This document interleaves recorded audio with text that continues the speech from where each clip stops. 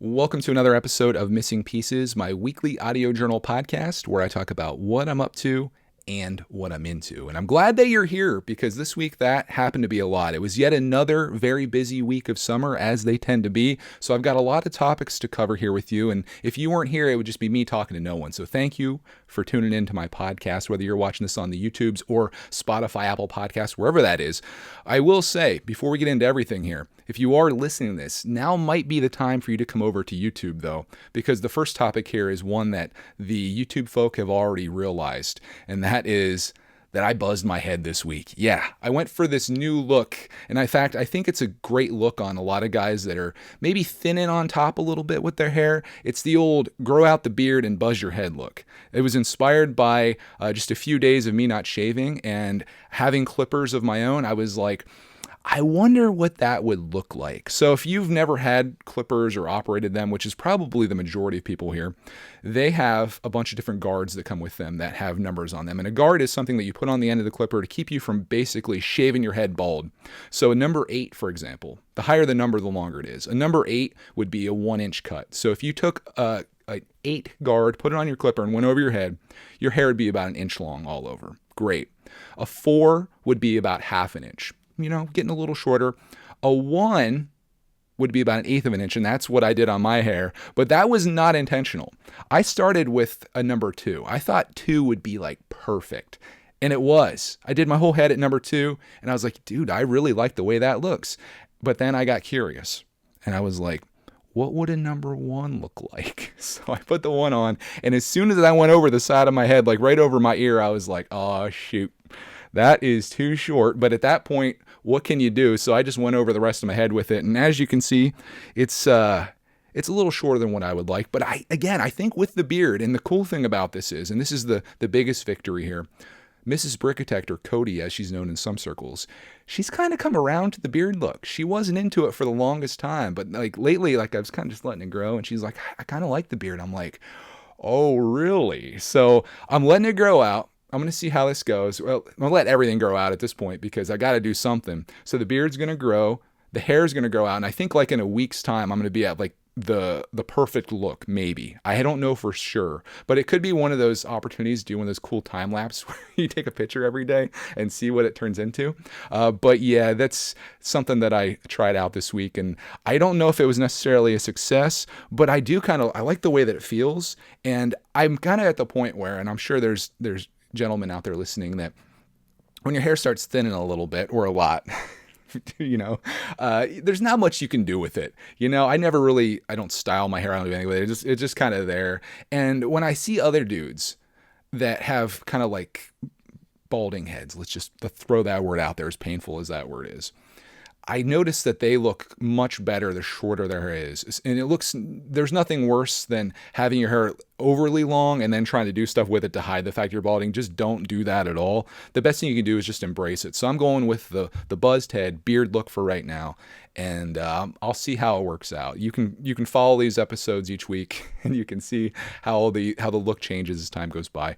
But that's where I'm at, and I just thought it'd be a fun experiment that maybe went a little too far. My curiosity got the best of me. So if you're gonna do it, here's my recommendation. First of all, you just go buy a pair of clippers. This is going to be a very limited group of people I'm talking to, but nonetheless, we're all here together, right?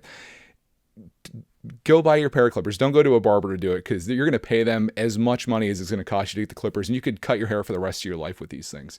Start long. Start with like an 8 or a 7, 6. Work your way down, and then once you hit a spot where you're like, yeah, it looks pretty good, stop there. Don't go too far. But yeah, that's where I'm at. I'm not going to solicit your opinion on how it looks because I don't want my feelings hurt. But yeah, I just, it's something that happened this week. So that's where we start the episode off with a bang. Speaking of starting episodes off, right before this last episode went out last week, I was doing something really fun with the family, and that was going for another hike. I got onto my All Trails app. If you guys are ever thinking about hiking, I'm going to give you tips on how to do pretty much everything today. How to buzz your head, how to go hiking, and other things too. Well, before we get into that, though, let's stick with one topic here because I like to go everywhere. And I noticed that I'm getting a little fast. So we're going to slow things down a little bit. Some of you guys are trying to relax while you listen to this. Maybe you're going for a drive. I don't want you driving 100 miles an hour because that's how fast I'm talking. I want you just taking your time. Maybe you're out in the garden. Maybe you're going for a swim. I don't know what you're doing, but like, let's just do it together and let's just have an experience here. Plus, everyone says they like the longer episodes. So this will make it a little longer for you. This one's going to be long.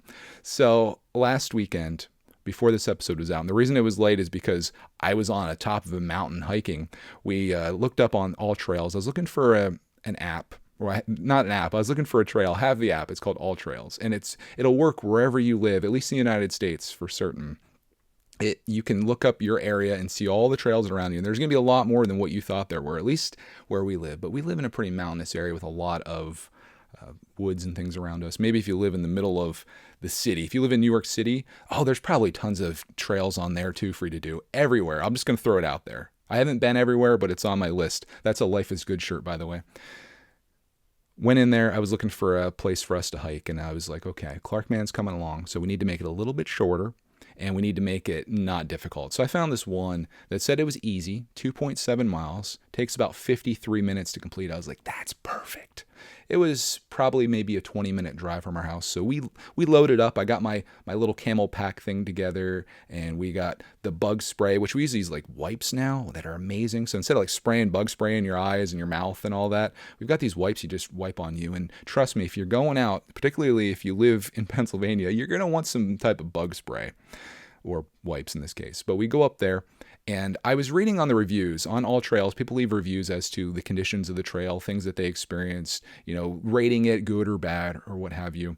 And this one mentioned about there being this trail or like a road that goes up to it, but the gates only open during hunting season. So I knew that going to this trail, we'd have to do a little bit of walking.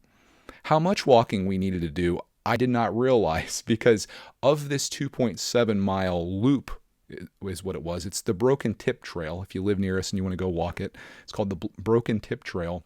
I come to find out that the 2.7 mile loop is actually 5.4 miles by the time that you walk up this road and then leave this road. As you're walking up this mountain, you leave the road, and then you do almost like the switchback trail that leads up to the loop. So by the time we got to the loop, we were already like a mile and a half in, and Clarkman was, he was putting up a fuss the whole way and complaining and stuff. But welcome to the world of 8-year-olds. I was saying to Cody, I was like, you know what? And I said to him, I was like, if I left you, like with you complaining like this, and this is where I think every parent's going to relate. And Clark doesn't complain much. This was like hard physical labor. But I was like, if I let you complain about this and I keep you home next time, that means you won. But in you winning, you actually lost, because when you finish this trail, you're going to be so darn proud of yourself and your accomplishment. So just trust in me as your dad that we're doing the right thing for you, and we got to keep pushing on. And he did. And by the time we got to the top and we got onto flat ground again, which is a luxury after you've been climbing up this elevation this whole time, it was awesome. We just did this loop right around, and it was so beautiful, and there was no one up there. We sat in this one spot where you could look down over the entire valley. It was incredible. I wish I had my drone with me that day, and we'll talk about droning here in a little bit. But man, if you wanted to have lunch in a beautiful location, pack your bag, walk yourself all the way up that mountain, go on the loop, and about halfway through, there's just this clearing that you can sit, and there's actually a sitting spot there, and you just contemplate life. Just looking out over the entire world and thinking about how amazing it was that you made it up there. And that really solidified what I thought was my life lesson to Clarkman. So we did that. We finished the loop. We walked back down in celebration. It was all good. So that was an awesome hiking trip. I came home, got the podcast out for you. Again, apologize, it was a little late.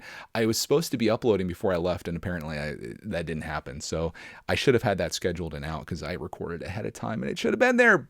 I know there's probably... Maybe you look forward to this at noon on Sunday, which is typically when it comes out. But just know it'll be there. It might be a little late. We might be on top of a mountain enjoying this glorious vista. So just show some grace for that. But dude, that was a great hiking experience. And it just got me even more encouraged to continue this hiking hobby that we're into. We've been doing a little bit of it here and there, but man, I'm just thinking like every weekend we just find a nice spot to go. And there's so many that you could just never run out of spots. Speaking of hobbies though, I mentioned a hobby that I wanted to get into a few weeks ago. Greg himself he's quite the hobby man. I love keeping myself busy with a lot of things, and I'm always looking for new stuff and new interests, and I go down all kinds of rabbit holes and things. And one of these things happened to be disc golf. And I threw it out there casually a few weeks ago, but then Mediocrist made a written comment response and had a video that was the ultimate video in disc golf. And I watched this video and I was never more encouraged to do this. So immediately after finishing this video, I ordered my first set. And I say first because I enjoyed this just as much as hiking because there's a lot of similarities. I ordered my first set of disc golf frisbees. I'm just going to call them frisbees, even though that's a name brand. It's like calling a tissue a Kleenex, I think. Discs. There's 3 of them in a pack.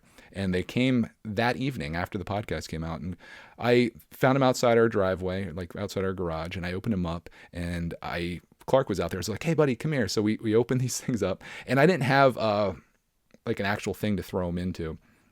So I had this chicken water that was just sitting on the sidewalk. I'm like, Clark, go put that out in the yard there. And let's try throwing these frisbees into it. So we started throwing the discs and we're having so much fun with it. And I could see that Clark man was showing some interest in the world of disc golf as well. So I said, hey, tomorrow, if the weather's nice, which was debatable, I said, let's go to Indian Park, which is our most closest park that has a disc golf course, and let's just go try it out. That morning, of course, it got really crazy rainy and stuff, but then just like Pennsylvania tends to do, 1 second it's dumping, storming, next second it's beautiful out. So that happened, and I took Clark man down there. We get out and we start playing disc golf. From idea to actually doing it in such a short period of time. I was so proud of myself for like visualizing this thing that I wanted to do. And then with some encouragement from our listener base here was the reason I was out there that day. So if you don't think that having a podcast can be a powerful thing, and maybe you think that this podcast inspires you or gets you doing stuff, it works the other way around too, my friend. So thank you for helping me with this, because I had so much fun out there and Clark did too. I'm going to tell you why I love disc golf. I'm going to put my salesman cap on for you. And by next weekend, our whole audience here, we're all going to be out disc golfing together. What I love about it, first of all, you don't need any money to do this. I spent $21 on the 3 discs that I got. It's a pack. There's like a long one, mid-range, and then a putter. Clark and I ignored that entirely. He took a disc, I took a disc, and we just went out and started playing.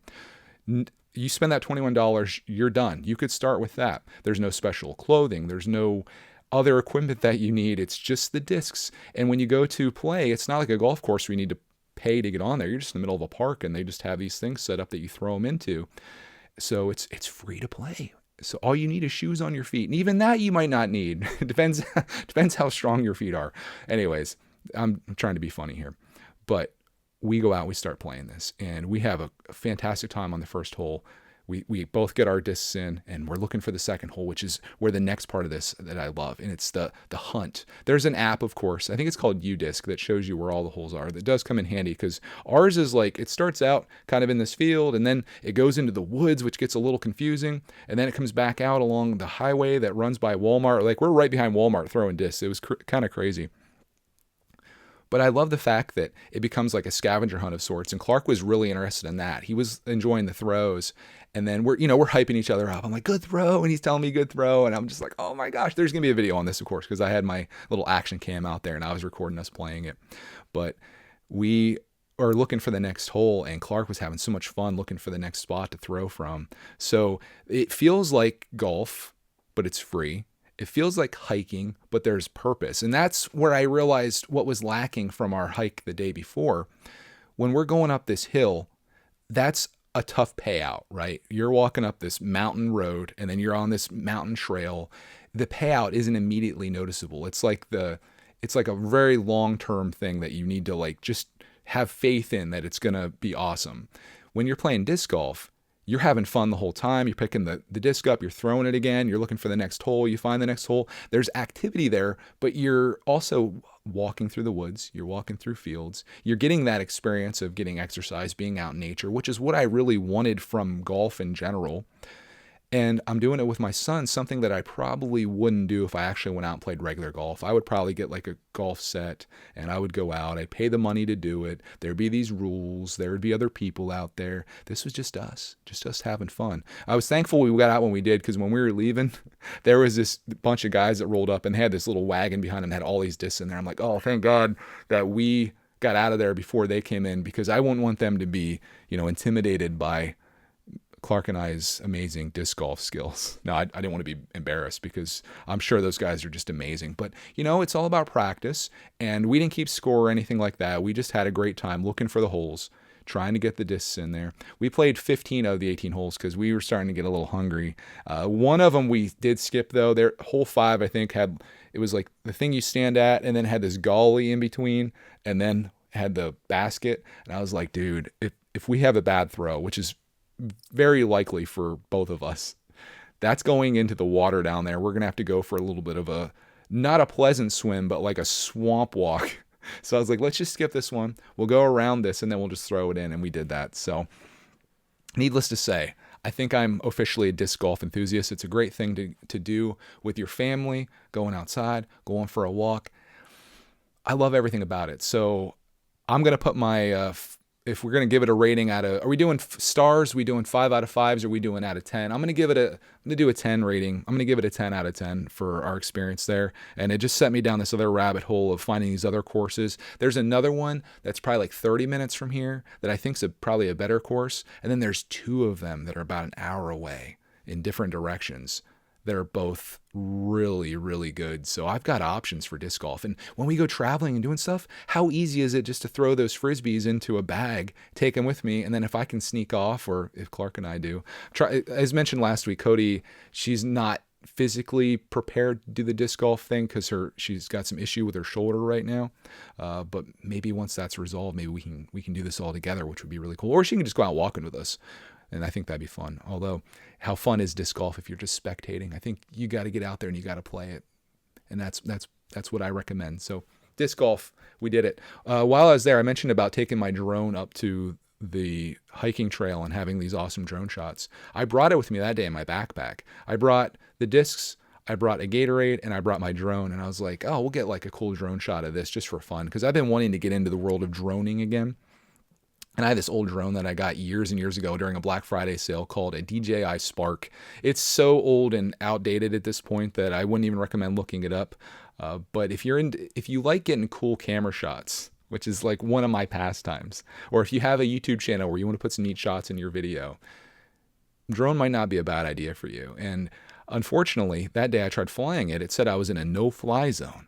And I'm like, what? A no-fly zone? So I couldn't take off because you have to do everything through the app. And I come home the next day, I'm researching, and it turns out there's this circle that's around the airport that's near where Indian Park is, where we're playing at.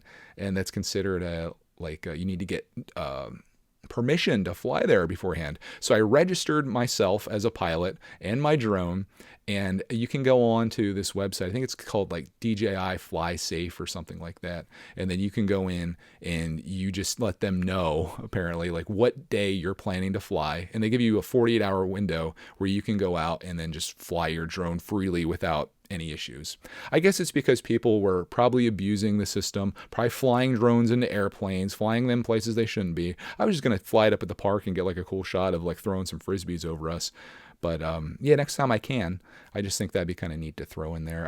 I think overdoing drone footage, I've seen people do that in YouTube videos and it's like too much. But if you put a little something in there, I also want to do some fun stuff where I fly under some bridges that are nearby us, and I just play around with it. I guess I have this goal, since I'm on the topic of goals and achieving them. I'm going to put this out there because I want to make this a reality. I want to make enough money by making drone videos. Not that I'm going to solely do that, but I want to make some drone videos enough to the point where I can finance buying like an updated drone that shoots in 4K and has like the controller with the video thing on and stuff. I think it's the one I'd want now would be a DJI Mini 3 Pro, I think. I was just doing a little bit of research on the new ones and they look amazing and they're much better than the one I have, but the one I have is fine for what I do. I've barely used it. I just want to go out and practice. But if I had to set a big long-term goal for myself, it would be to try to make enough money doing drone shots that I could buy a drone with. The only reason that I'm doing that, and the reason I'm talking about it, is because I do think it's important to visualize something that you want, regardless of what it is, and not just sit back and be like, oh, I hope that happens someday, but it's like, have a plan and how you're going to do it. Even if you don't do it, the worst case scenario is I just go out and make some cool drone videos. Nobody likes drone videos, so be it. I got some drone videos in, I practice, I learn how to fly, and then I'm ready, even more prepared when I get a good drone that I won't crash it into a bridge or a tree or lose it or whatever. And I'd feel more comfortable with it because it'd be a more expensive piece. So I'm throwing that out there. Greg the Drone Man, Greg's Drones. It could be a channel. Farmer Greg definitely needs a drone on his farm because there's going to be other animals, and it'd be cool to get like an overhead shot of what the whole operation is. So Farmer Greg needs that. Current Greg, as I speak in the third person, he needs to prepare. He needs to be ready. I always try to give gifts to my future self. And I think this is a good concept to think about for you, no matter who you are. Think about your future self and think about what you could do today to give a gift to that future self. Is maybe going for a walk today, playing some disc golf, going for a hike. Is that a gift to your future self? Heck yeah. You're going to be stronger, more athletic. That's a gift. Is laying around watching TV, eating potato chips, is that a gift to your future self? Probably not necessarily, but I will say this. You don't always have to be active or productive to give a gift to your future self. If you're laying around watching a show or a movie that you really love and you're producing joy, joy is something that is productive. You can produce joy, and that can be a gift to at least your current self, maybe not your future self. It's not a great investment, but I'm just trying to encourage you out there, just as I need to encourage myself. After we finished flying drones, I did not a gift to my future self, but probably something negative for my future self. We were hungry, right? We just played all this disc golf, and I wanted some pizza. Clark Man was, of course, on board. Pizza, if you don't know, pizza is like my kryptonite. It's my weakness. I love pizza. Pizza, pretzels, pickles, and parks. There's a reason pizza is the first word of that. So I started calling around. It's Monday night. I'm like, man, I'm going to call my second favorite pizza place that's nearby. No one answers there. So I call another place. Phone's busy, which means they're really backed up. And I was trying to get something where we were leaving. I didn't think like Monday night I'd have to prep for this. I thought, I'll call before I leave. We'll drive over, pick the pizza up on the way home, and go home and just destroy some pizza. Second place, phone's like repeatedly busy. Next place I call. They put me on hold. I'm like, what is this, dude? Like, why is everybody ordering pizza on a Monday night here? And I started getting desperate, so I ended up ordering from Pizza the Hut. And I am 100% shocked that place is still in business.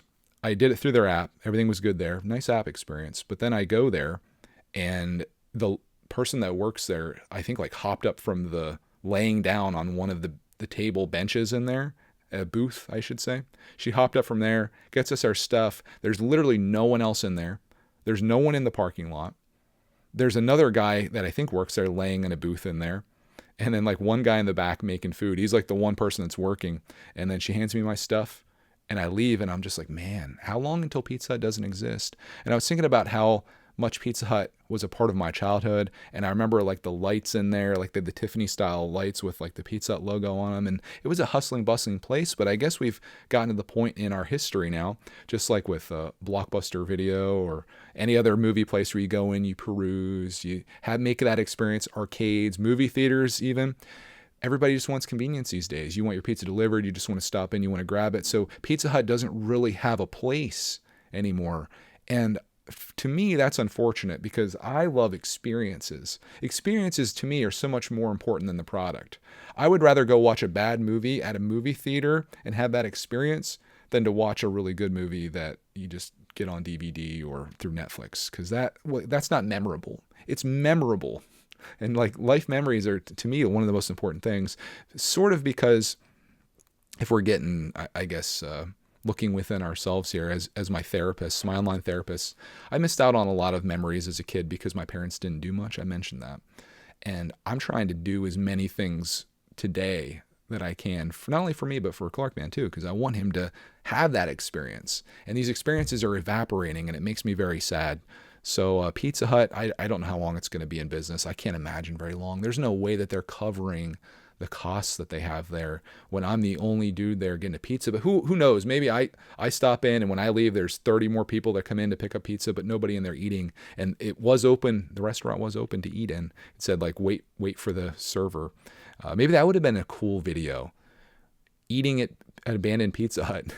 That's not really actually abandoned, but we'd be the only people eating there. Like the time we went to see the Mario movie before our movie theater closed, we were the only people in there. Maybe it's an idea for a video. Could be something. I'm going to be so angry when I make a video of us just eating pizza in a Pizza Hut and it's like one of our top videos. Although will I be angry? That could be the drone money. Eating at Pizza Hut to finance a drone. That's the title of the video. We'll see. We got some options here, right? So speaking of experiences, speaking of arcades, there is a place that still has an arcade that I absolutely love. It happens to be within the place that I absolutely love called Knoebels.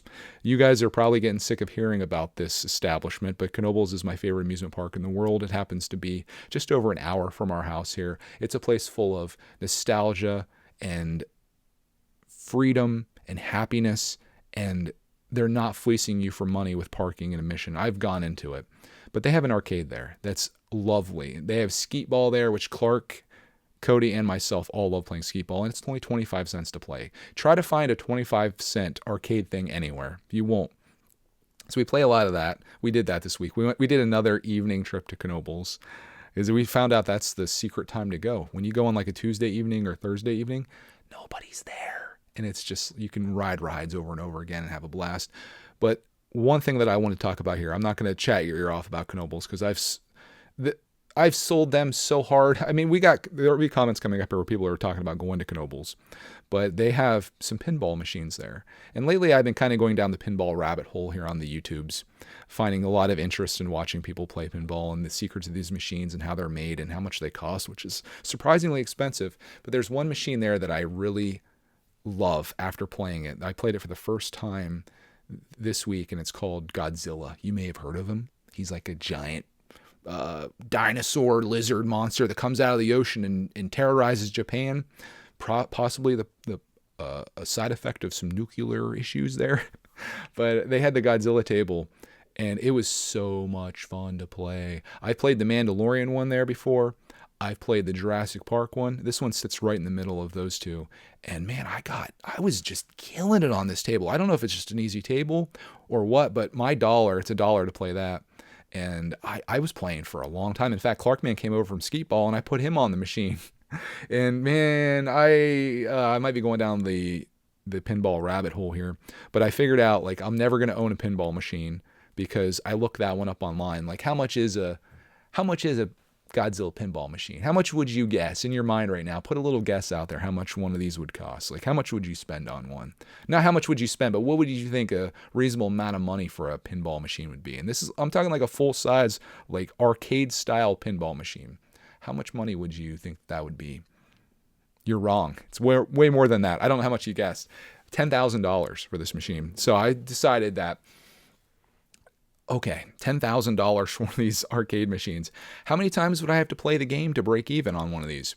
The answer, very easy, 10,000 times. I could put 10,000 plays on that machine until it becomes more financially responsible for me to buy the machine than to play it there. And that's not even thinking about the wear and tear, because this isn't like a video game console or I guess video game consoles can have problems too, but it's like you got these bumpers, you've got lights, you've got electronics, you've got all this stuff that could have problems. And that $10,000 doesn't account for that. I imagine after I played that 10,000 times, which how long would I have to own it to even play it 10,000 times? If I play 1,000 times a day, no, it'd take me 10 days. No, it'd be forever. It would never be cost effective for me to own one of those machines. So I guess from now on, I go to Knoebels and I go over and I'm going to play the Godzilla pinball machine. I was a little disappointed, though, I have to say. Last time I was at Knoebels, I found out that they have this cider slushy, like a slushy, like you go to 7-Eleven, you get a slushy that has like Coke in it or Pepsi or the red ones or the blue ones. They had apple cider slushy. And I saw it last time, and I was like, dude, I got to stop in there. But they were closed when we were leaving because it was like right at closing time. This time they weren't even open, and I was like, dang, I need to know. I don't know if it's good or bad, but I need to know how good an apple cider slushy is. Doesn't that sound incredible? If you've never had apple cider before, Well, Pennsylvania is heavy on apple cider, but man, it's some good stuff. The weird thing about apple cider is it's one of those things for me. I feel like I'm one of those people, and I hope this doesn't seem tone deaf, but people that are like have like gluten issues, but they love pizza, so they eat it and then they're miserable. That's like me with apple cider, because I'll drink it and I'll get like real sick afterwards. I don't know if it's like the sugar from it and having like too much sugar in my body at once, but it makes me feel really ill. But I just love it so much that I keep coming back for more. So apple cider slushy, I'll have to report back. When I get one, I will let you know if it's amazing or not. I'm going to keep my eye out for that stand being open. The stand actually looks like a giant apple. If you're at Knoebels and you're looking for it, it's over by where the bumper cars and stuff are.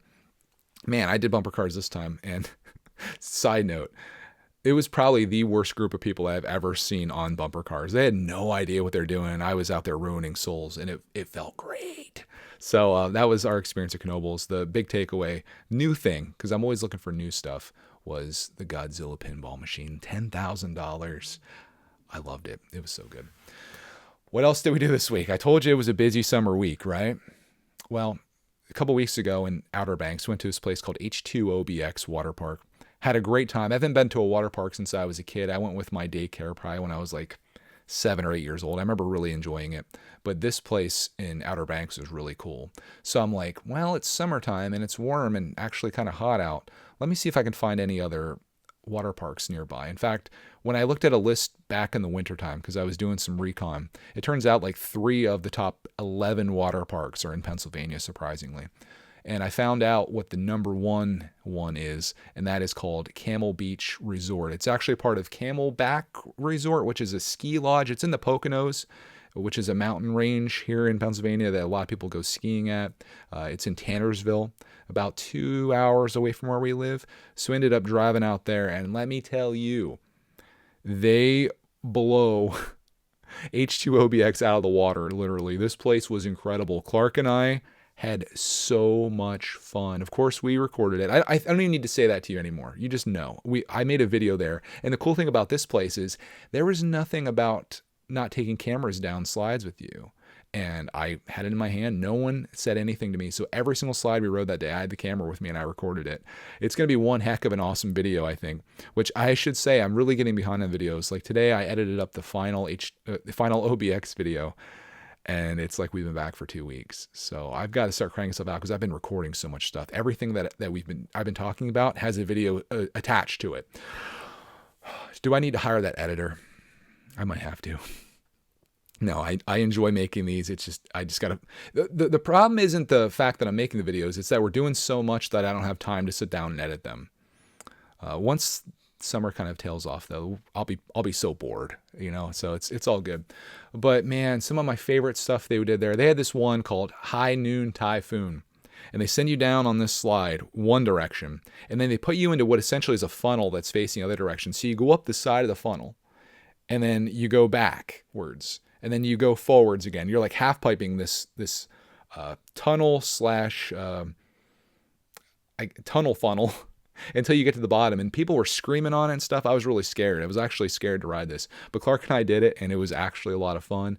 He was brave enough to do that. He did all kinds of stuff. They have these ones where you hold these like rubber mats and you go down on your belly. It's like a racetrack, and 8 people go at the same time. They count it down, they blow a whistle, and everybody goes, and then you look back, and just like the end of a racetrack, it shows your time at the top, so you can race your whole family, your friends. Clark and I had so much fun on that. They had these other ones that are like 2-man tubes. We did a bunch of those. We did the wave pool. The wave pool was crazy. That was like, we had to back up in that thing, and there was a ton of people there. It was a very busy day. We got some food there and stuff, which was expensive, but I anticipated that because you're a captive audience when you get inside one of these parks, and they're like, that's another reason I love Knoebels. We got one platter to share. It was some pulled pork barbecue with barbecue sauce, some really crappy macaroni and cheese, and some baked beans. $20 for that. Knoebels, the sodas are $4 for a 20 ounce. Knoebels, it's like $2.50 for a soda. That meal at Knoebels would have been like half the price. They just don't take advantage of you like these other places do. So, if Knoebels, if you're watching, just keep doing what you're doing. I just love that place. I'll do whatever it takes to save it. I'm gonna put Knoebels in my will to keep it open for future generations, because that's an experience that you want to keep. Do I talk about Knoebels too much? If I do, just let me know. it's it's like a part of my summer. It's, oh my gosh. Again, making up for lost time. I've gone to Knoebels probably more in the last year than I did in my entire childhood, honestly. So take that for what it's worth. But back to Camel Beach Resort. So good. It was $45 to get in for everybody. Cody didn't ride any slides. She just was hanging out. She was there just to ride with us. Not literally, metaphorically. She's riding with us. Clark and I each cost $45 for a whole day of sliding. But we did a thing, and this is a pro move that I have for you. If you're ever, I'm giving you guys tips for everything: how to cut your hair, how to go for hikes, how to play disc golf. If you're ever going to one of these places, we had a lady walking us over to these chairs that we had requested. And I said, hey, is it pretty busy today? Would you recommend getting the express pass thing where you get like a bracelet to skip the lines? She's like, oh yeah, it's pretty busy today. It had a big storm yesterday, and the people that stayed, they ended up giving vouchers to come back for free the following day. So it was busier than usual. So I was like, okay, thank you. So I went over and we got these express passes, and Clark and I rode probably twice the number of slides that we've been able to ride without those. Definitely a pay to play type thing. But when you're walking up and you see all these people waiting in line with a tube, and you literally just walk past them and you get in and they send you down, totally worth it. There is some sense of guilt that you have, at least that I had. I was like, oh my gosh, these people have been waiting here for probably 20 minutes, and we just walk up like we're some type of royalty or whatever. But, I guess that's the way it works. And most people, they're not willing to spend that. You already dropped $45. You're not going to spend another $30 to speed up your lines. But the way I look at it, and this is my thing at Disney, where it's pay to play, very much so, your experience is your experience there. And if you can pay some extra money to, instead of having 4 hours of riding slides, for example, I'm just throwing this out there, to be able to ride slides for 8 hours, isn't that worth the extra $30? To me, it is. But, if I had 15 kids that I was sending there, and it would be, my decision would be different. It was just Clark and I. So $60 to get on all that extra stuff, worth it to me. But the pay to play model kind of sucks. And, I guess it is what it is. So that was our experience at Camel Beach Waterpark Resort. It was highly recommended. I'm going to give that a 10 out of 10 as well, as Clark did. We had this rating system. You know Clark, man, he's crazy. Rating system after we got off each slide, and every single slide without fail was a 10 out of 10, except for the one tube that he went down. He hit his head off of because he tried sitting up instead of laying down. He gave that a negative 10 out of 10. Next thing of this week. We're not done. Yard sale season lives on. Can you believe it? There were some community yard sales that were happening on Friday. So Bud and Deb took Clark and I out, and I ended up finding a Lego score. It was at this random house. There was no one there. It was like kind of on this place called Island Road. It was just this back road that was like farmland and by a river. And it was just this really nice lady had this porch sale essentially. And as we're walking up, she's like, there's no prices in anything. It's donation only. It goes to the local elementary school. So I'm like, okay, cool. I walk up the stairs, I turn the corner, and when you know it, a whole big tub of Lego, a whole tote of Lego sitting there. And I was like, oh, dude, I'm taking that. Clark, man, was looking at some Hot Wheels stuff. They also had some Playmobil there. I know the Lego fans are cringing right now, but I was looking through the Lego, and there's a lot of mega constructs in there, and it's pretty dirty, like dog hair and stuff. She had 2 dogs, one of them chocolate lab. I was like, oh, chocolate lab. She also had chickens too. Like, we're living the same life. Rooster trying to be a rooster. And I was like, be warned. I had a rooster once, and he got mean as heck. And she's like, oh, he's getting there. So I was looking through this lot, and I really wish, I said, how much do you want for this? And she was like, well, whatever you want to give me. Because again, it was for donation. So I gave her $20. Budman probably would have rolled in his grave, but the way I looked at it, was a donation for a good cause, and there's definitely $20 worth of Lego in there. I've gotten things cheaper before that's more pure than that, but it'll be fun going through, and of course I can make videos and stuff about it. So, and put it into my collection. So it's a great investment. But that was my score of the day. I also got a Sony camcorder for $5 that I'm going to sell. Unfortunately, I didn't have the charging cable, and I come to find out that the charging cable for it is $13. So on eBay, so I dropped $13 for the charging cable just to see if this thing works. But if it does, I should be able to sell it for like $60, $80, something like that. And then I got another thing that's just for us, and those are some mountain pie makers. Some of you folks, I don't know if it's a Pennsylvania thing or not. So many things I talk about, I'm like, do other people do this weird stuff?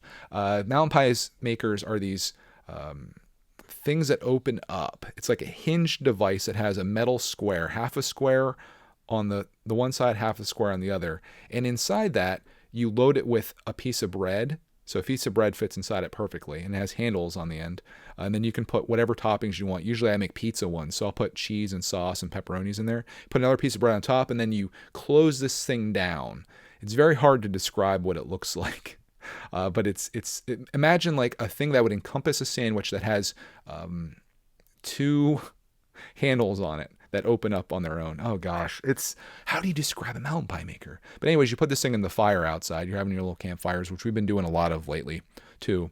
We have our little fire pit that I put in last year, and we have all kinds of little campfires. Usually cooking like little hot dogs. We make s'mores, of course. We just enjoy the fire. Last weekend, I almost blew myself up. I went and got some gas to start the fire because our wood's kind of damp, and I poured a bunch of gas on there. And I was like, okay, cool. And then I had this piece of paper. I went to light it, and it didn't even hit the gas. It was just the fumes went whoosh, and I burnt like the hair off my hand here.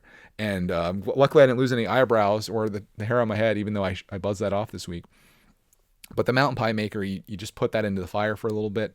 The metal gets hot, and then inside there, you open it up. It has like a little hinge on it. It opens up, and you got like a lovely little grilled cheese sandwich essentially in there with whatever things you want in there. Some people do like blueberry pie filling inside of it. You can do apple pie filling, but the possibilities are endless. You can make a grilled cheese on the fire. It's kind of unnecessary. Like you could easily do this inside in your house, but there's something special. Again, I talk about experiences. The experience of making a mountain pie is way more valuable than making a little pizza or grilled cheese on the stove. It's like what I was saying about going into Pizza Hut or sitting down or going to the movie store and looking at the movies. It's way more fun of experience doing that than like making one on the stove, in my opinion, is like going on Netflix. Not nearly as fun. Turns out nice and tastes good, but the experience, my friends, the experience. So that was I got those for $1. That was a good score for $1. They're a little rusty. Cody's mom said that I could pour like them Coca-Cola. I could like dip them in Coca-Cola and take the rust off. I would do that, but I don't want to sacrifice the Coca-Cola. So I'll just cook them. We'll just eat the rust. It's all good. A little rust, I feel like some good protein for you. Let's talk about, speaking while we're on the topic of deals, let's talk about the deal of the week. And I want to shout out, I told you guys that sometimes I get inspired by peeps on here. My boy Ronnie's Reflections, formerly Ronnie's Reflections, he shouted out me on a deal that's happening from a video that he watched of mine. Again, the power of sharing your life online. It was when I was making the chicken coop door, the chicken yard door. I talked about how I really need to get a cordless drill. I use this corded one that Budman gave me, and it's always a pain in the butt to have to plug it in and get an extension cord if you're out in the wild using it and stuff. So I was like, I need to get a cordless drill. Guess what I didn't do? I didn't get a cordless drill. I finished the project, and then my financial side kicks in. The guy that's like, yeah, you can't justify a $10,000 pinball table. Can you justify a drill? And I'm like, no, next time I'll get the stuff out. It's no big deal. I can unreel 50 feet of extension cord. It's so easy. Until I'm doing it, I'm like, I hate myself. Gift for my future self. I made one because he shared with me a deal with Home Depot where he's invested in the Ryobi brand of cordless drills. And they had a deal where you could get 2 Ryobi batteries for $99 plus a free tool with it. And I was like, oh, this will be perfect for me to get a drill. Scratch that because they didn't have a drill available. But what they did have was this thing called a planer. What does a planer do? I'm assuming it planes. How does it work? I don't know. Because what I'm going to do, and this is where this becomes the deal of the week, $99 for the 2 batteries. Excellent deal. The planer I can sell on eBay for about $70, which I'm going to do. So I'm only out $30 for these 2 batteries. And then I think from what I saw, a cordless drill with these 2 battery, or cordless drill without a battery is like $40 on Amazon. So I'm only at $70 and I have a drill with 2 batteries. He also has this vacuum cleaner that uses these batteries, I think, that I could go out and like do my cars with and who knows what else. But if you invest in a certain ecosystem, like the batteries, for example, and I have multiples of those, I could do all kinds of different things just using those batteries and the tools with it. So I guess I'm into the Ryobi scene. I'm sure some elitist tool people are going to be like, Greg, you got to get Milwaukee, or you got to get into, I don't think anyone would say Black and Decker, but you just got to go in something. This seemed like a deal that was too good to refuse. So thanks, Ronnie, for the recommendation. Now I gotta sell the planer to get the drill and get some money back, but I'm not going to be into this too deep, and that was a pretty darn good deal. In other things this week, Greg's Arcade News, I actually sat down and played a little bit of Video Game Age, and I wanted to talk about this because it's funny how as you grow up, your tastes changed. I realized this a couple times this week. The first time was with this video game. It's called Tony Hawk's Pro Skater 1 and 2. It's for PlayStation 4. It takes these two games that I used to love when I was much younger, called Tony Hawk's Pro Skater 1 and 2, and puts them on a disc and reinvigorates them with better graphics and quality of life improvements, things like that. I started playing this game thinking like, oh man, I love this so much when I was younger. And I started playing it, and I'm just like, man, I'm really bored playing this. This isn't fun to me. And I was kind of taken back by that because it was such an important game to me and such a fun thing to do. And I spent so much time playing it. But now as an adult, I'm just kind of over it. And something similar happened too when I was listening to YouTube Music, which sucks, by the way. It's part of YouTube Premium. They played an Eminem song that I really enjoyed as a formidable youth that I probably shouldn't have enjoyed because the lyrics kind of suck. It's called The Real Slim Shady. And listening as an adult, like it's got a good beat and stuff, but the lyrics are so dated at this point, and I'm just not into it at all. But there were two things that probably as a 14, 15-year-old me loved Eminem music, loved Tony Hawk's Pro Skater, but now at 38, soon to be 39, I'm not into it much at all. So I just thought that was kind of interesting how you change over time and how your interests and tastes change. So if you ever think that as a younger person, you have peaked and you're all you're ever going to be, it's not true. We're always growing and always changing, and everything about you is going to change. So be careful when you go out and get tattoos and stuff like that, or anything permanent like that, because there may be a future you that's like, shoot, what was I thinking? And in this case, I don't know what I like anymore. Video game wise, I seem to like games that are a little bit shorter, something that's more contained, I guess because I don't have as much time, it seems. And I like things that where you're trying to chase like a high score. I like arcade style games. That to me is a lot of fun. So maybe I'm like an Atari guy now, maybe. You're trying to like hit the scores. Graphics don't really matter to me. It's all about gameplay. It's about the experience. I'm going to have to title this video it's about the experience. I will just go with that for the title. I don't have these set up ahead of time. Let me tell you about my one last rabbit hole here before we get into listener feedback. And that is this video that I watched. It's about an hour and a half long on the assassination of John F. Kennedy.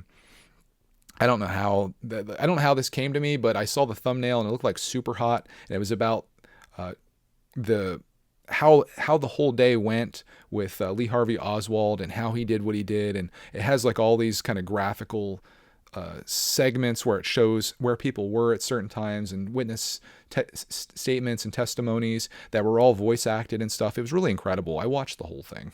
I'm going to link it in this video if you want to watch it. If you have an hour and a half on your hands to kill, which if you watch this, I guess you do, unless I used it up. But if you used your hour and a half on me, thank you. We're not quite there yet, but we probably will be. But that was my rabbit hole of the week, watching what could have been a movie as a YouTube video, and I don't regret it.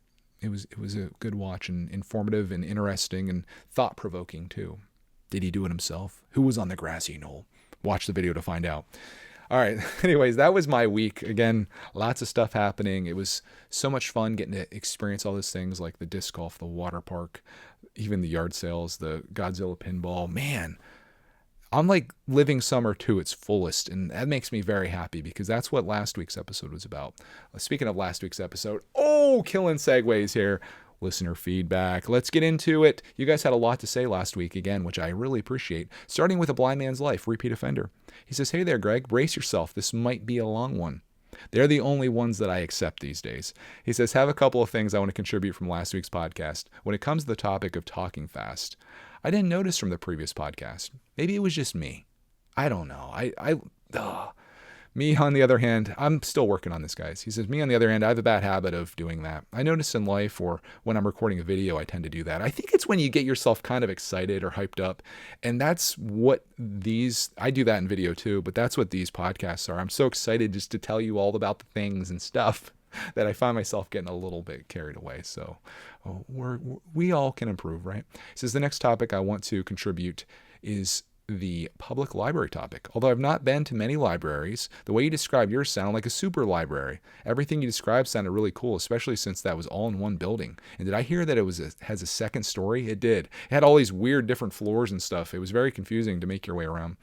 He says, next up is listener feedback. I like the listener feedback, for I feel like it gets the whole community involved, and we get to hear from all types of stories from different people. Agreed. My favorite part. Because I'm bored with myself. I need to hear from you guys. Lastly, I would like to say that after the podcast ended, I switched back to my main account to comment, and I hit something called YouTube sign out. Oh, he says technology is not his thing. No harm done. You're okay. You can just sign back in. I guess you got it figured out, and it's all good. So congrats on that, my friend. Don't worry about talking too fast. It's something we all do, I suppose, when we're excitable. Next one comes from Brichter Scale. Again, love the name. Repeat offender as well. Says, I love my public library. I didn't know the library thing was going to hit so many people. That's cool. Says, I'm glad you guys checked yours out. I remember when I was in grade school, I felt libraries were going downhill, but then they made a comeback during the 2010s. Right before Disney Plus came out, I watched all the Star Wars Rebels series via DVDs borrowed from the library. Something important to know. If you're not a reader, you can also get DVDs from your library. And they had audiobooks on CD. They had CDs there, of course, if you still have a CD player, that is. He says, recently I've gotten back into music and borrowed a bunch of CDs from there. There you go. Most libraries also have museum passes, so you can get into museums for free or a reduced price. Libraries are real money savers and treasures in general. You know, it's funny that you say that, because when we checked out the books we did last week, the lady said, almost like you were going to the grocery store, she's like, you saved $56 by coming to the library today. And that, I think she was totaling up the cost of all the books that we took out. I was just like, that's really cool. And it is like this really neat thing that it's an amazing resource. It costs nothing. It's very socialist, and you can see how that works out. This opportunity for people to go and better themselves at no cost. There's nothing holding you back from experiencing anything that library has. There's nothing that a rich person, you as a poor person, could have over what you have. Everybody there is treated equally, and everyone has the same opportunities.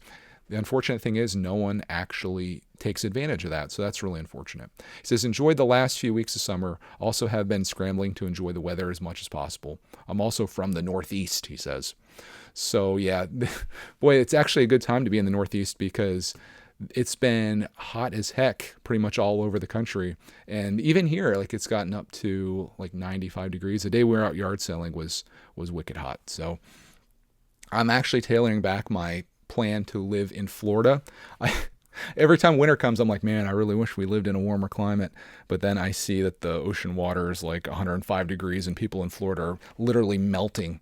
They're melting to death. I don't know if that actually happened, but I'm glad to be here in Pennsylvania now, because you get to experience a little bit of all of the seasons. So that is good. Next thing, what do we have here? I got that one. Oh, he says, on the topic of the jobs thing, I do fully agree with you on the comment on the employers, but the qualified candidates thing sometimes feels like it really depends on where you live or where you're applying. In order to move to Boston, where I lived for a couple of years, it took me 5 years of applying to move there for a job. Now I live back where I grew up, but even here the market feels competitive. Yeah, it's probably one of those things that I really haven't been in the market at all to experience. So I don't know what it's like. Maybe it is super competitive, but I know when we were in that situation, it was really hard to find someone that was actually competent enough to do it. But if you're in a city where there's a lot of people competing for a limited number of jobs, it probably is pretty hard to get one. So I shouldn't judge one way or another what that situation is like. Next one, thank you guys for the comments, by the way. Next one comes from Jay's Hobby Reviews. He says, I'm really appreciating the longer podcasts. Well, you got one here. He says, I've been listening since Missing Pieces, roughly around early episode 50-ish. I do believe that it's important to make memories with the family, and it doesn't always have to break the bank. This year, we went to Disney for a week, and it was an amazing time. A lot better than 2 years ago with wearing masks. Yeah. Your content is very inspiring in many different ways. I myself try to stay motivated in creating content, but life makes it difficult. My son tends to play video games and started recording it with his iPad because he wants to become a streamer. He's 5 though. My goal sometimes towards the end of this year is to potentially make a life journey channel so that my family can re-experience our lives in the future. Thanks for the inspiring content. I think that's pretty darn cool. And if you need any encouragement to start a YouTube channel, you came to the right place, because that is what I do. It's funny you mentioned your son recording content on his iPad, because I think, based on my experience with Clark, man, I think that's a very popular thing that kids want to do. They want to be like the next Minecraft streamer or whatever it is. In fact, I think most kids, like, you think of kids wanting to be police officers or firefighters and things. That's what things used to be. Now everyone wants to be an influencer. Is that a good thing? Probably not, but you got to encourage them in whatever the interests are. And if that happens to be making videos on your iPad, so be it. Next one comes from Cyber Productions. He says, "Hey Greg, sounds like a good week. Mostly, I've been enjoying all your summer vlogs. They've not disappointed. You have done all the things I've come to almost expect. Vacations, trips, amusement parks, garage sales, fairs, getting cactus taters, gardening. Not much RC this year, but still have the rest of summer that is left." I was thinking August should be RC month. I was thinking about that too, because we always get asked from people. They're like, "Hey, when are you making RC videos?" And I'm like, "Oh my God, we're in Italy, and then we're doing this." And it sounds like some first world problems, but I do want to get back to the RC scene. Now drones too. Maybe we can combine those. But yeah, I'm thinking August RC month. Try to get that last month of summer and just go crazy on the RC stuff. But he says, do whatever you and your family enjoy doing most and everything that you can fit in. We all definitely have to make the most of our time. This is a good point, because we do not know the day we will die, as well as the day we'll become so ill that we only have so many days or months left to live. Time is a gift, and we need to remember and not take it for granted, or take so many days just lounging and doing nothing. Kind of what we were talking about earlier with the no 0 days, or actually taking 0 days. I think that's an important thing for us all to remember, because like I said last week, I believe, nothing's guaranteed. Just like with pineapple, as Ronnie's comment mentions here. He says, "I'm so tempted to jump." He says, "RIP pineapple, by the way. My chicken died 2 weeks ago of unknown causes. Just found her in the nesting box.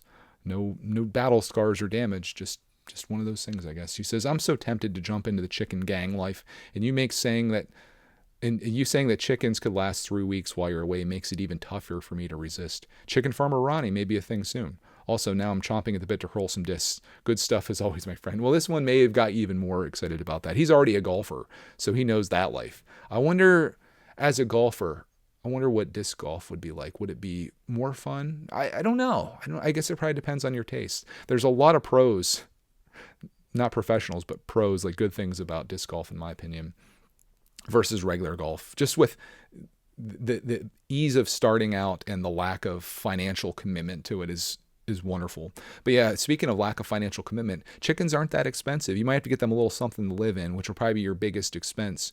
But if you eat eggs, it won't take long till they start paying for themselves, and it's just fun. You have a yard that's fenced in. They could be out there just messing around, walking around, free ranging, having a good time. The cats would probably love that too. So yeah, encourage you to get some chickens.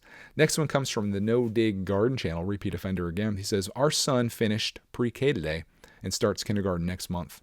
My wife cried. I'm trying not, as he's growing up so fast, as you know. How was your transition for this period? I know you mentioned the positive of having more time to take care of things, and I feel the same way, but dude, he's growing up too fast." Yeah, I'm with you on that. When Clark went to school, first of all, we got an extra year because we did the remote learning kindergarten thing during the COVID times, which I don't regret. That gave us extra time to spend together. And I do look at the best days that I had was the time that Clark, man, was just this little dude between like 2 and 4, when I was no longer working. I was self-unemployed, and we had every day together to do whatever we wanted. It was awesome. And I cherish that time. But once Clark, man, went to school at the very tail end of kindergarten, has been going in 1st and 2nd grade, it has actually been kind of nice because you can get more done during the day, it seems. And I do enjoy, like as an introvert, I enjoy having like just some quiet time to work on stuff, and I can get more done, whether it be video editing or whatever the case is. I will say though, what you'll find is you think you're going to have all this time to do stuff, and then you'll find that the days go by like that, and all of a sudden it's Clark's coming home or you have to go pick him up. So I don't know. I guess if I looked back on it for my future self, I would say that I prefer the times when he was home more than the times that I was working on things, because I could work on stuff down here when I'm 50 or 60, Lord willing. I'm never going to have those experiences again where Clark Man's a 4-year-old and I'm making him lunch and we're playing trains together or whatever the case is. that's the stuff to hold on to. So I get what you're saying, and it's just enjoy the time you have is my recommendation. Next one comes from Megan's Moments. It says, I had some cactus taters at a county fair and enjoyed them. Yes. Keep up the good content. I enjoy your conversations more than anything, so it doesn't matter if you're vlogging while pulling weed, shopping, doing Lego, etc. Also, I'm curious where Cody stores all those fall towels she buys at the flea markets. Storage room of doom? Or does she not have access to that? Oh, I got a funny story with that one. We had this, I recently purchased, well, not so recently purchased a new couch for us down here for when we're watching movies. It has like recliners and stuff on it. And before I had just this love seat. It wasn't very big. And I was trying to figure out what to do with it. We were going to sell it, give it away. She decided that she was going to take it into school with her, but she wasn't in school at the time. So we needed to find a place to store it. And she's like, what about in the storage room? And I was like, if only there was a place for a couch in the storage room, because the storage room is absolutely at max capacity. I was like, what if we just slide out of the way? So as of right now, and probably for the next 3 weeks or so, the old sofa love seat is actually in the corner over there by like Baratect. So she technically has access to the storage room of doom. The problem is that I filled it with so much Lego crap that there is no room for anything in there. Barely any room to walk. So that's something that I absolutely need to be working on here once Clark goes back to school, using that limited time that we're just talking about, trying to get organized, find balance, get all this stuff done, and share it with you. And it's funny, you mentioned that you don't mind what I'm talking about, and that's good, because I plan to do like some live streams every day, or, I can't just do something a little bit, so it has to be every day, where I spend like an hour or so working on some type of goal, whether it's organizing Lego, sorting Lego, building something, tearing something apart. I think if I put that time in there, it could not only be good for me as like a accountability thing, but also nice because I can just chat and also create like a little community of people that enjoy that kind of stuff. And maybe if that fits into your day somewhere while I'm doing that, you can join me on that as we're tearing Lego apart, and probably not talking about Lego. That's usually my least favorite thing to talk about while I'm doing Lego content.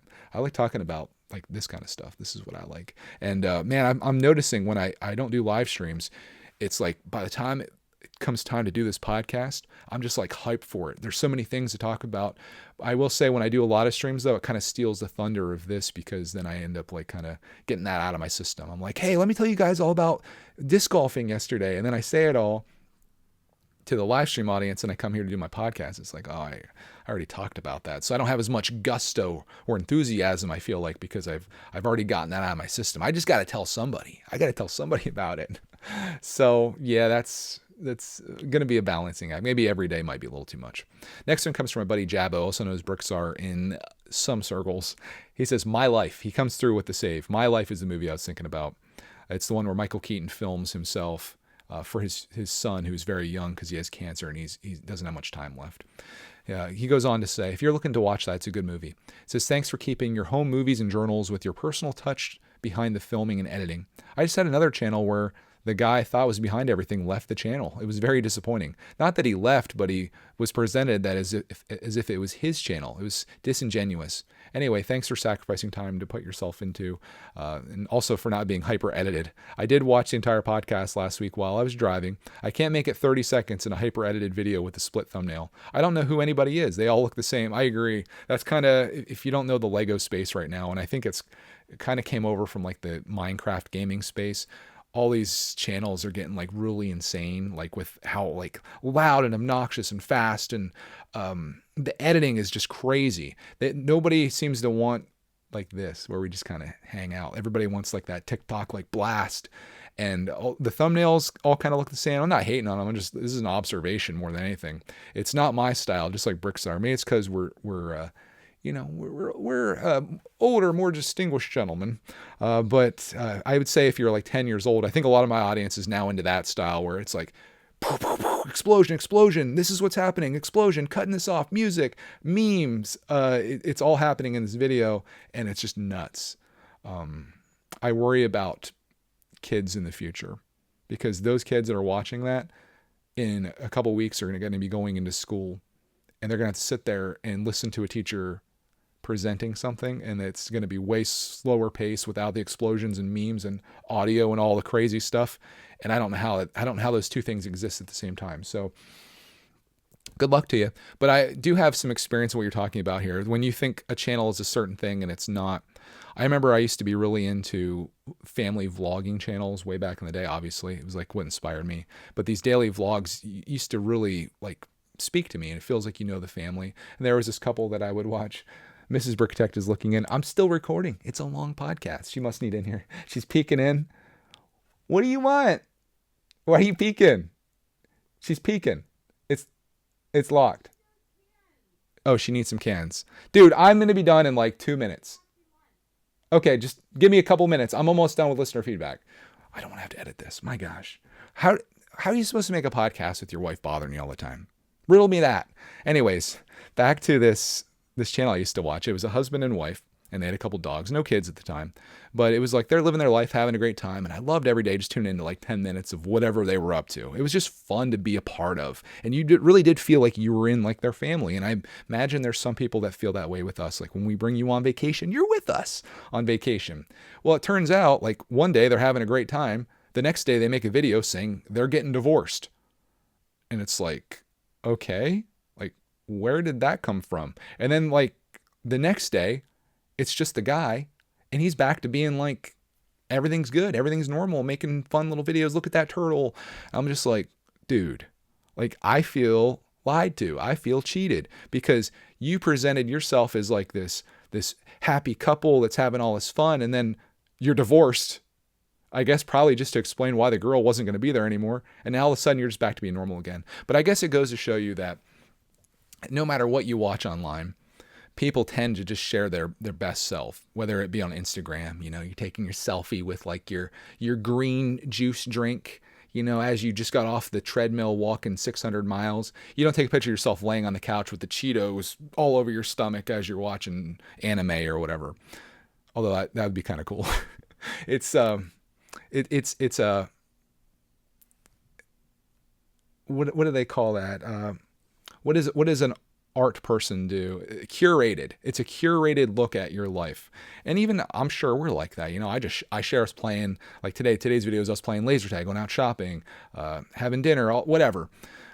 I like to think that's what our normal life is. And I like to think if you meet us in regular life, we are what you see. Do I share the bad stuff? On occasion I do. I try to make it something like, you know, if something bad happens, I've made those videos. It's like, this is reality. This is life. And I think people need to see that. Right? Like not everything is sunshine and rainbows, but I think when people get online, that's kind of what they want because you have your own problems. You don't need to know about mine. You know what I mean? Like you have enough things that are stressing you out. Do you want to listen to all the things that are stressing me out? Probably not. Maybe in this podcast you do, but I think people want to escape from that. So maybe people feel compelled to put like really positive, like uplifting stuff out.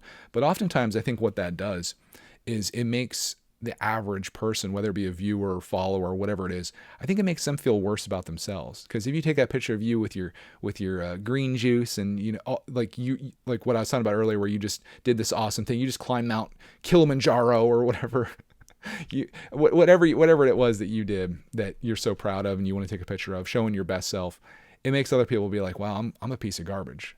I didn't do that today. I don't have all this. I don't have what you have. I'm not happy, whatever. If you were more honest about what you shared, people realize we're all the same.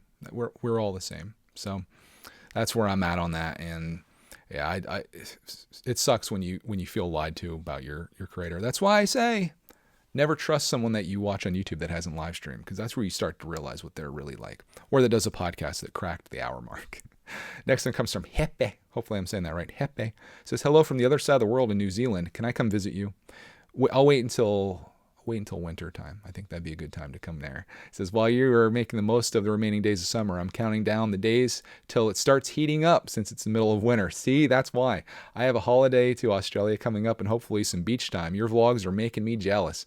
I don't comment much because I'm a Google Podcast listener, but that doesn't mean I don't enjoy every one of your podcasts and think about them too. Make the most of the great time with your family. From Jesper. Oh, Jesper. Well, thank you, sir. I hope that you enjoy some beach time that you get into and enjoy that beautiful warm weather that's coming your way. And I might even enjoy the little bit of cold weather that's coming our way, surprisingly, until it's like January here. Then I'm going to be like, I need to call Jesper up. We need to get to New Zealand. That flight. That would, oh gosh. Next one comes from Laura Lee. Can they put me in like a cryogenics chamber where I can sleep the entire flight? I would do that. Next one comes from Laura Lee. Says, yay, I was excited you read my comment from last week. Hey, you leave a comment, I read it. That's how it works around here. Says, I also live in PA, over by the Groundhog. Ooh, Punxsutawney action. I'm trying to talk my daughter into taking her to Knoebels this year. It's about 2 hours away from us. I have been there a couple times, and I really liked it, and I think the granddaughters would love it. They would. I live about an hour away. I'd drive that, no questions asked. 2 hours away, easy decision. Says, we have the county fairs all around us, which we enjoy mostly for the food and seeing animals. I'm a little too old for the rides now, but I don't trust going on rides that are taken down and put up constantly. I would like to start hiking, so I enjoy seeing the places you go in PA here. It's given me ideas. Hey, that's awesome.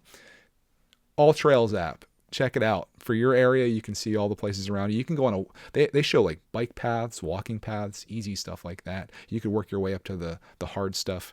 You can find yourself on the top of a mountain looking over this vista. You just never know what's going to happen. But of all the things you need to do, you need to get yourself over to Knoebels. I'm done. I'll stop selling you guys on it. I love the place. But I agree with you on the rides that get torn down all the time. They scare me a little bit, like a little sketchy with like things moving around. You just don't know. So I don't ride rides at carnivals, but at like actual amusement parks, I put my life in their hands and I just hope for the best. Thanks for commenting again. Next one comes from Roman Knights. It says, I love your videos. They feel more real and alive compared to other YouTubers. It's not scripted or fake. Actually, I should tell you, we had to let Clarkman go. He was striking. He was a part of the actor strike. So we're going to be replacing Clark with a new character for the upcoming season. And we decided we were going to take another route. Maybe go with a kid with like dark hair, dark eyes, maybe slightly older too, to kind of tap into the older demographic. Oh, I'm just kidding, of course. He says, I always check to see if you have uploaded. It makes my week. Also, please do a Greg's Farm. I'm all for it. Hey, I got a Greg's Farm viewer already, dude. Just give me and you at the farm. It's going to be great. No, I don't know. I just share what we're up to. And like I said, I like to think it's reality. Maybe it's not. Maybe it's an illusion. Next one comes from Christopher.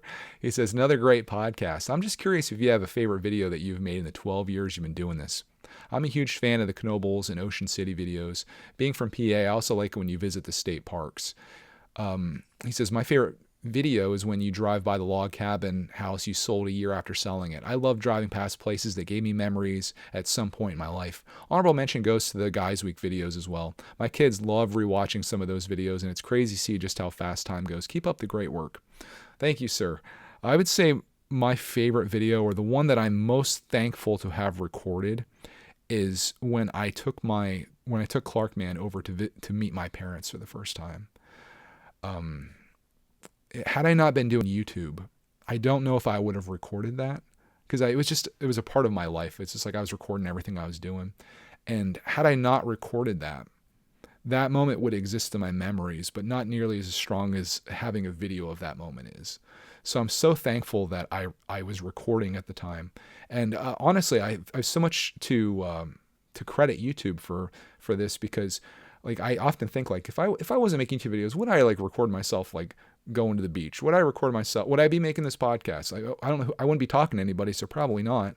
But it encourages me, because I know there's people out there that want to watch this, because it is my job from being self-unemployed. Like I got to make content. So why not share what I do? And that seems to be the thing that people enjoy the most, is just us being us. Like, it's crazy, because sometimes like the most, what I consider to be like maybe boring videos, like us going to Walmart or picking up food from a restaurant or whatever, it's sometimes our best performing stuff, you know? And I think it's just because it isn't over the top. There's no crazy yet. It's just us and who we are. And I wouldn't have it any other way. And I'm honestly, and I say this all the time, I'm thankful that it seems like no matter where my interests and hobbies lie, there seems to be an audience of people that enjoy sharing that with us. So that's very encouraging, especially considering like my future shift towards maybe having Greg's Farm. And if we have a farm that's kind of different from the RC videos and things, but there's not to say that those things exist in two separate realms. So we'll take it as it comes. Next one. Thank you for that comment, though, and I appreciate you and your kids watching. Next one comes from Chad. He says, hey, Greg, I don't normally comment on these. I have been watching you since I was in the 7th grade. I'm now going into my first year of college. I come from parents who really don't go out of their way to spend time with me. They aren't bad parents by any means. They just don't make spending time with me a priority. I always think to the future on how I will be different with my children, and watching the way you are with Clark shows me the way I want to be with my child one day. Sorry for the long comment. Keep up the great work. They're the only comments we like around here, my friend. The long comments they're my favorite.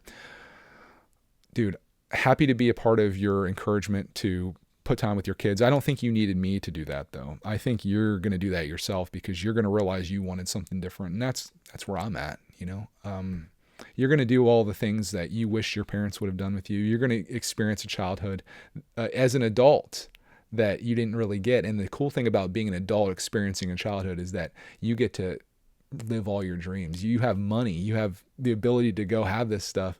And it's pretty cool to do that. Are you perpetually an adolescent, I guess? I like to say I'm a Toys R Us kid. I don't want to grow up, you know, but I love a lot of things that like probably teenage boys love, I would assume. But, you know, you got to have some hobbies in life. And I like RC. I like playing at arcades. I like video games. I like making YouTube videos. All these things, disc golf now, all these things are a part of me. And I have no shame in that.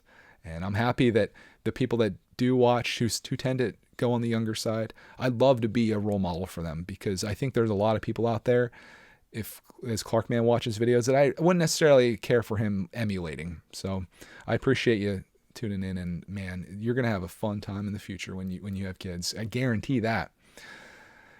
Holy crap, though. He's been watching since 7th grade and he's in college. I'm getting old. I'm so old. That was the feel-good comment of the week until you said that. No, I'm just kidding.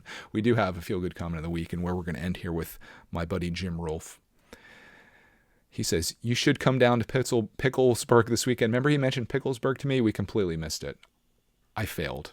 I'm putting it on my calendar for next year, Jim. Remind me. I need to make it to Picklesburg. I looked at photos of it, and I was like, dude, Clark and I would have had a ball here. Anyways, this is the topic that I want to talk about here and where we're going to end this off with. He says, on June 9th, I was out mountain biking with a friend. After about 2 hours, I felt nauseous, so we headed about half mile to our cars. I grabbed a water and some electrolytes and went to get my 7-year-old daughter from cooking camp. We headed home. Only 10 minutes away, I started feeling worse and worse, and then felt like I shouldn't be in my own skin. Long story short, I went to the ER, and they flew me to a cardiac emergency center on a helicopter, and they put a stent in my artery, which was 100% blocked. While lying in the hospital bed, I cried. I thought about all the things I might have missed with my 4-year-old, 7-year-old, and 12-year-old's lives. I'm keeping it together on this one, Jim.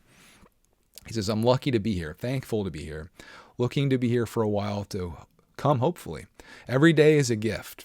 I was in the pool this weekend playing with my daughters, the 2 youngest of the bunch, and just tearing up as I was so thankful to have this time just to play with them. I see you making these memories, and I know you know what this means, but you don't know what it means. I will give everything, drop everything I have to spend whatever time I can with my wife and kids, doing whatever we can to make memories. It is everything. It's all that matters. Keep doing what you're doing. Film or don't film. Just make those memories and enjoy the time. Just my 2 cents, and I'm glad we get to share your journey. Stay well and stay immersed in making those good times roll. My God, Jim. I talked about this topic last week, and Jim he's living it. What more makes you appreciate your life than almost losing it? Being on the cusp and then knowing you have all those kids at home, my gosh. You know, I mentioned before, I sometimes, you know, it seems morbid, but sometimes when I see videos of people that are at the end of their lifespan, like with cancer or whatever, I watch those videos. I mentioned the movie Gleason. Tuesdays with Maury. I watch these things, not having experienced this in my life, but I watch these things and I'm like, man, I'm so appreciative. But how much more appreciative can you be than if you're in Jim's position here, where he was right there. And now every day he can think about that and be like, I got to take advantage of this. And that's what I'm encouraged to do. And I hope you are as well. So on that, I think I held it together pretty well there, considering the circumstances, Jim. Trying to sabotage me here on my own podcast. Dude, I appreciate you tuning in. I'm so glad that you're okay. continue working on your health and enjoying those kiddos, man. I wish you all the best this week. Whether I heard from you or didn't hear from you, I appreciate you tuning in, being a part of my audio podcasting journey here, where I talk about all the things that I'm up to and into on a weekly basis here on the Greg's World podcast, also known as Missing Pieces, and whatever the heck else we do here. I hope you have a glorious week, and we'll find you all in the next episode.